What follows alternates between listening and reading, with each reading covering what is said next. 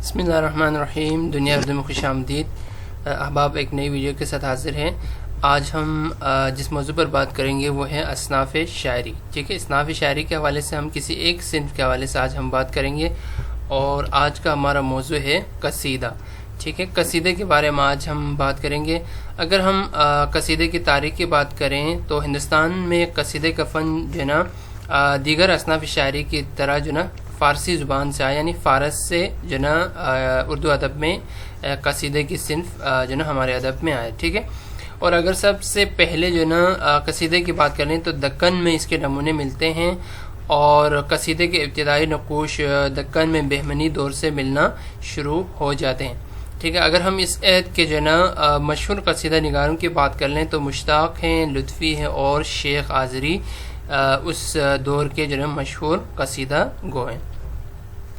इसके बाद अगर हम कसीदा निगारी के तारीख़ी पस मंज़र की अगर हम बात कर लें तो कसीदा निगारी जो है ना दरअसल इसकी इब्तिदा जो है ना अरब में हुई और अरब से मुख्तलिफ़ किस्म की दुनिया के दूसरे हिस्सों में, जिनमें अरब से जो है ना फ़ारस यानी ईरानियों ने इस अदब को जो है ना वहाँ पर एडॉप्ट कर लिया और इसके बाद ईरान से होते हुए उर्दू अदब तक ये जो ना सिंध हम तक पहुँची। ठीक है, लेकिन अगर हम कसीदे के जो ना बिल्कुल ही आगाज़ की अगर हम बात कर लें तो इसका सही पता जो ना मालूम नहीं है कि जो ना एग्जैक्ट जो ना कसीदे की इब्तिदा कहाँ से हुई। ठीक है, अरबी अदब की किताबों में उमराउल क़ैस और महलहिल को कसीदे का जो ना पहला कसीदा निगार कहा जाता है और अगर हम इनके ज़माने की बात मसीह के करीब का ज़माना है जिसमें ये जो ना मशहूर शुरा गुज़रे हैं जो कि कसीदे के हवाले से सरज़मीन अरब में जो ना बहुत मशहूर थे कसीदा गोई के हवाले से।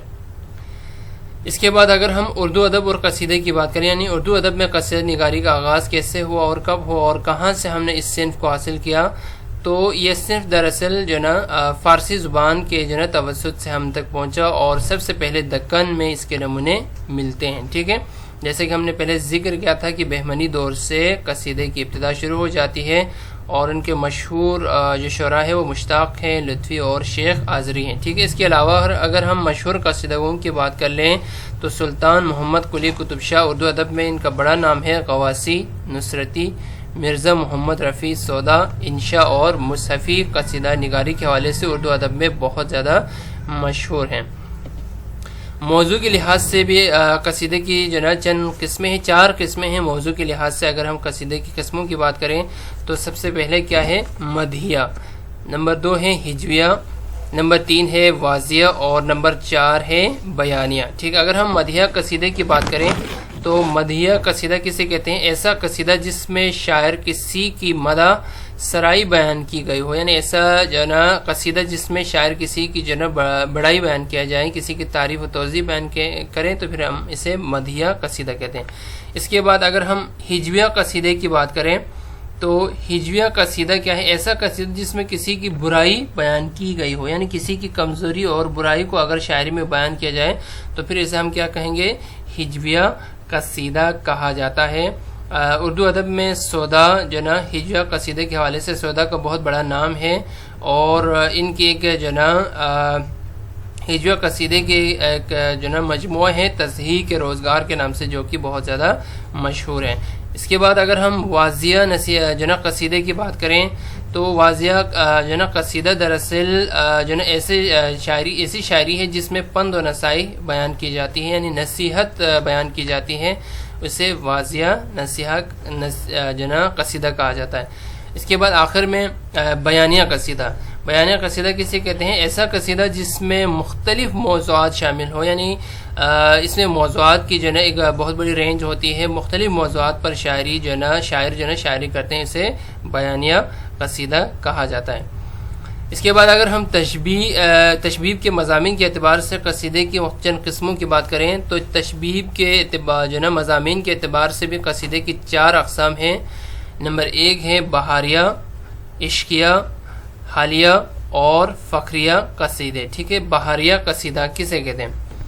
अगर कसीदे के तशबीब में बयान करदा मज़ामीन बहार से मुतल्लिक हो तो इसे बहारिया कहा जाता है। ठीक है, अगर तशबीब में बयान करदा मज़ामीन बहार से मुतल्लिक हो तो इसे बहारिया कहते हैं। اس کے بعد اگر ہم عشقیہ قصیدے کی بات کریں تو تشبیب کے مضامین، اگر عشق و عاشقی پر عشقیہ کیسے کہتے ہیں، اگر قصیدہ گو تشبیب کے اندر اپنی ذاتی حالات بیان کرے تو اسے حالیہ قصیدہ کہتے ہیں۔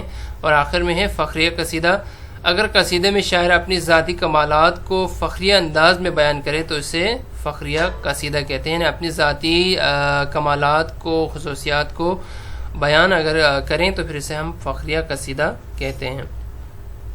قصیدے کے مختلف اقسام کے بارے میں، تو قصیدے کی بنیادی طور پر 4 اقسام ہیں۔ سب سے پہلے کیا ہے؟ تشبیب۔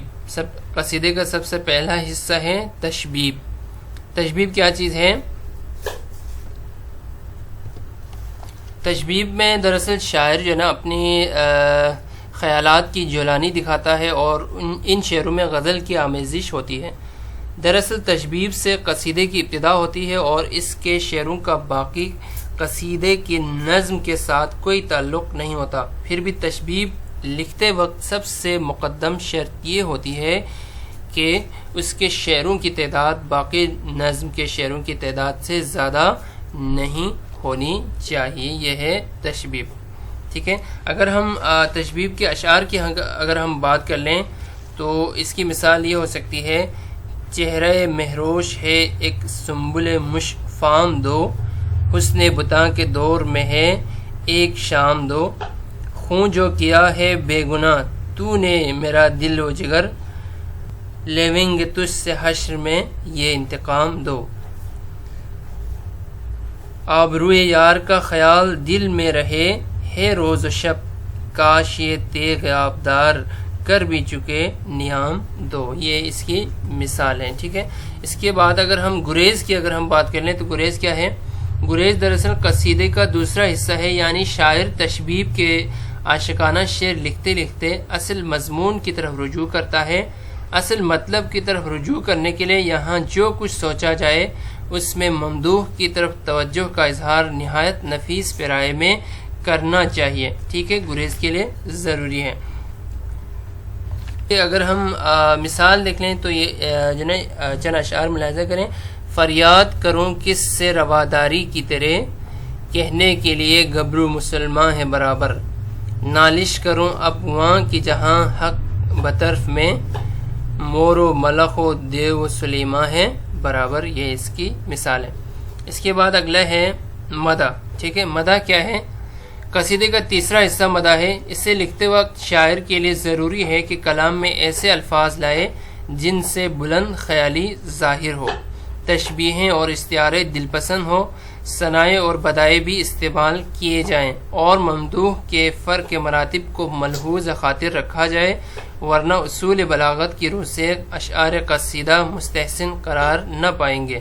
ٹھیک ہے، اگر ہم مدح کے اشعار کی اگر ہم بات کر لیں: اس کے قبضے پہ جو ہو دست مبارک تیرا، نہ رہیں دین محمد کے سوا اور ملل، جمع کیا رہ سکیں اعداد کے ہوا سے خمسہ، دیکھ کر اس کو علم ہاتھ میں تیرے۔ اس کے بعد قصیدے کا اگلا حصہ ہے دعا۔ ٹھیک ہے، قصیدے کا اگلا حصہ کیا ہے؟ دعا۔ دعا کیا ہے؟ ایسے اشعار جن پر قصیدہ ختم کیا جاتا ہے دعا کے ذیل میں آتے ہیں۔ ان اشعار میں شاعر اکثر اپنا مطلب بیان کرتا اور دعا کرتا ہے۔ قصیدے میں کم از کم 19 شعر ہوتے ہیں اور زیادہ سے زیادہ اس کی کوئی حد مقرر نہیں ہے۔ اگر ہم مدح کی اشعار کی مثال لے لیں تو کیا ہے؟ سودا کرے ہیں ختم دعایا پر سخن، اس جا نہیں ہے طول سخن متقاضائے داب، اس تخت پر بمسند اقبال بیٹھ کر، کرتا رہے تو شادی نور روز این جناب۔ ٹھیک ہے، تو یہ ہے دعائیہ اشعار۔ آج کے لیے اتنا ہی۔ انشاءاللہ نیکسٹ ویڈیو میں ہم مزید ایک کسی ٹاپک کے ساتھ حاضر ہوں گے۔ ویڈیو کو لائک کریں اور دوستوں کے ساتھ ضرور شیئر کریں۔ اللہ ہم سب کا حامی و ناصر و اللہ حافظ۔